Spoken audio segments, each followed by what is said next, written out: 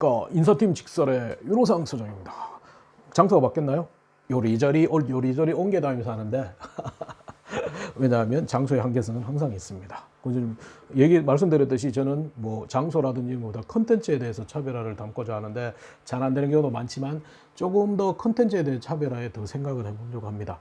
그래서 이번에는 뭔 얘기를 하려면요, 자기소개서는 두 가지식으로 얘기하라 많이 얘기했죠. 그래서 오늘 제목을 제가 한번 따져본 건 뭐냐, 면접에서도 두 가지씩 뭐 많이들 얘기하잖아요. 그래서 두 갈씩 이게 참 힘들기는 힘듭니다.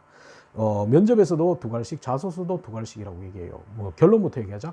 내가 전달하고 싶은 것부터 얘기하자고 얘기하는 게 가장 두 갈씩인데, 그래서 면접에서 조금 더 얘기를 하시면 면접에서는 오히려 면접관을 따라하는 따라쟁이가 되자, 이런 얘기를 한번 내보려고 그래요.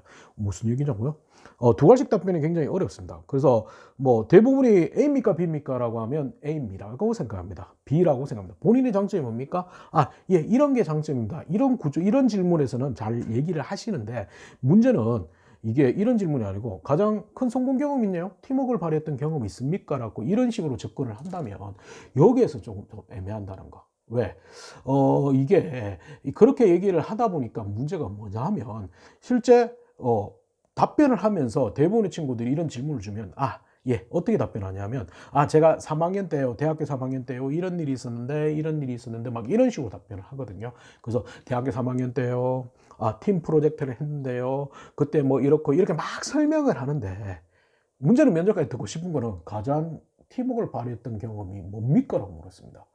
그런데 그렇게 이제 막 장황하게 상황에 대해서 막 설명을 하다 보면 면접관한테는 진짜 하나도 안 들리는 경우가 많다는 거. 그래서 좀 따라쟁이가 되라는 것은 결국은 뭐냐? 면접관이 질문한 걸 그대로 답변하고 난 다음에 부연 설명을 하는 거. 어렵다고요? 그래서 만약에 예를 들어서 구체적으로 가장 팀워크를 발휘했던 경험이 어떤 게 있습니까? 라고 질문을 했다면 아예 결론부터 얘기하시라는 거. 두 가지씩으로. 3학년 때 팀 프로젝트 할 때 팀워크를 발휘했던 경험이 있습니다. 가장 큰 성공 경험이 뭡니까? 2학년 때 공모전에서 가장 큰 성공을 했습니다. 이렇게 면접관이 질문한 걸 그대로 따라 하시면 돼요. 그래놓고 그렇게 먼저 얘기를 해놓고 난 다음에 부연 설명하는 건 관계없습니다. 근데 그게 없이 막 장황하게 부연 설명을 하면 면접관이 도대체 무슨 얘기를 하느냐를 생각하면서 듣지를 않는다는 거. 그러다 보면 명확하게 자기는 얘기를 다 잘했는데 무슨 답변이 면접관은 정확하게 안 들리기 때문에 거기에 대해서 무시하고 이 친구는 면접에 준비가 덜 돼 있다고 얘기할 수 있어요. 그렇기 때문에 반드시 면접관의 얘기를 결론부터 얘기하는 게 가장 중요해요. 그래서 이 두 갈씩이라는 거는 굉장히 쉽고 심플한데 그 가장 안 되는, 우리나라 한국 사람이 가장 안 되는 겁니다. 실제 저희도 이제 대구 출신이라고 했죠.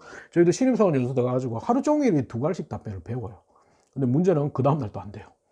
그래서 이게 좀 우리가 습관이 잘못 들었는 것도 있는 것 같아요. 우리는 엄밀해서 결론이나 심플하게 핵심을 얘기하는 것보다는 주위 배경이라든지 상황이라든지 이런 거 얘기가 굉장히 많다는 게 문제예요.